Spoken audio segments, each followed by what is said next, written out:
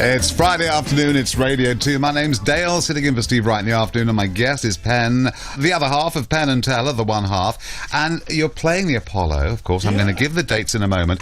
But to try and give you a little encapsulation of what your act's all about, here's how it is sold to me. It says, famously, Penn and Teller perform their own adaptation of the famous bullet-catching illusion. Each simultaneously fires a gun at the other through small panes of glass and then catches the other's bullet in his mouth. You got to see that. Yeah. Although we can't do that at the Hammersmith Apollo, they will not let us.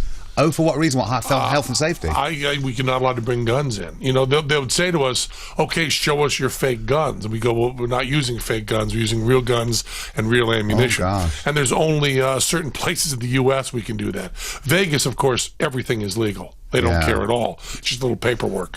But, you know, we can't do it in California. We can't do it in New York and so on. So we can't do it here. So we will not be doing the bullet catch. But we get to do, like I said, we have 5.5 hours of contemporary material. There's a monologue I did about the sideshow that closed our show, both of our runs on Broadway, that I get to do again over here because of your laws, which is great. And then we're doing a lot of brand new stuff. You know, we try to do stuff in our show that's at least 30 years old and something in the show that's newer than 2 months. You know, like to just have it all mixed up, because there's something beautiful you get out of watching someone do an act they've done over 1,000 times, and there's something great about seeing something that's brand new. So we try to always have it mixed up. And it stops you going insane, presumably, as well. Yeah, I don't know, though. A friend of mine said that the variety arts were for people who watched the movie Groundhog Day and thought it seemed like a good thing.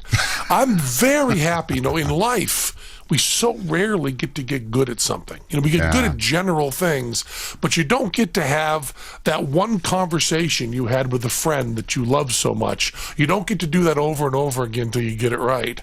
And the great thing about doing a show where you have a hunk you can do over and over is that you can get good at it. And I really love that. I'm very happy doing stuff we've done over 1,000 times. Oh, that's so refreshing to hear, because I meet artists a lot who perhaps have had hit records for many years, say, and they don't want to do the stuff they did when they were, say, teeny bop idols, because they're now serious musicians, but the audience want to hear it. Of course they do, but more than that, I think they're just not seeing it right. It's a difference between nostalgia, the way they're seeing it, and really getting a chance. You know, Andy Warhol once said, if they were going to do pretty much the same situation comedy every week, why didn't they do exactly the same situation comedy every week so they could get good at it, you know? And there's something wonderful. The first time you go out with a gag, you know, and Teller's drowning in a water tank, and there's a moment for the laugh that I have to look over at him.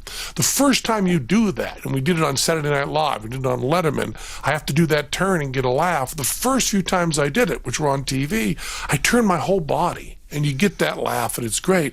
But after you've done it 1,000 times, you start to hone in on exactly what the audience can perceive. And now I barely move my eyes. And the laugh is much bigger. And if you asked anybody in the audience, they would tell you that I didn't do anything, that they just knew it, you know. And that gets to a level of human communication that's much more fascinating. And there are no shortcuts, you know. No matter how good Jonathan Ross gets at interviewing people, he's always going to have to make sure things are clear. But if he did that same exact interview 1,000 times, you would see a level of subtlety that you never seen before on TV. Now listen, let's give the official dates. Now the 5-night run at London's Hammersmith Apollo begins next week, which of course will be Wednesday the 14th of July. That's a 5-night run at the Apollo. It's a great venue. You're going to sell out, aren't you? That's what they're predicting. Yeah, you will. It's you know, it's a lot of seats. You know, it's 5 nights and 3,000 a night. You know, that's a lot of seats. But it seems, even though we've been gone for 15 years, we're very pleasantly surprised with the reaction. Well, what made you do it, Penn? Because, I mean, let's be honest, you don't need to come to Europe. You know, we always planned on it. I mean, the idea was that we would do a lot of touring. We always loved touring. We were never looking to get off the road. But the Vegas deal was so good and such a great opportunity to put new stuff in that we settled down there. So now we do 46 weeks a year in Vegas, and it was just really hard to find the 2 weeks to get over here and do it. And as soon as we had it, we came over. So we consider this what we were planning on doing 14 years ago, and we just got a little sidetracked. You just got here. The other thing is, I'm always nervous to believe the notes I'm given, because we have never met till today.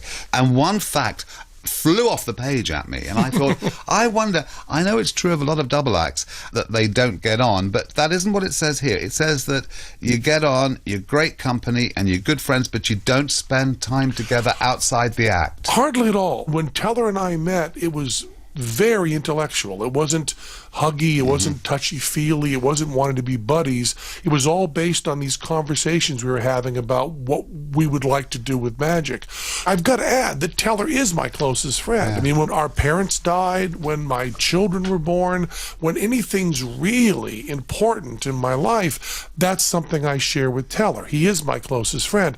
But now that we're in England, I mean, there's, going out with Stephen Fry, for instance, friends that we share, we go out different times with them, but just because we've heard everything each other has to say. Now, the final question I got to ask you, the worst thing you could probably do is get rid of the ponytail. That, would you not say, I mean, has that ever cropped up in the past? I've been waiting. I want very badly for someone to approach me for a movie where I can play like a ex-military guy or ex-sports guy, because I'm so big that I can just go and get a crew cut and let my hair be gray and shave and just play a really different character. I'm looking forward to that, but I need some reason to do it because, the 300-foot picture of me on the side of the building has me with the ponytail, so I need motivation.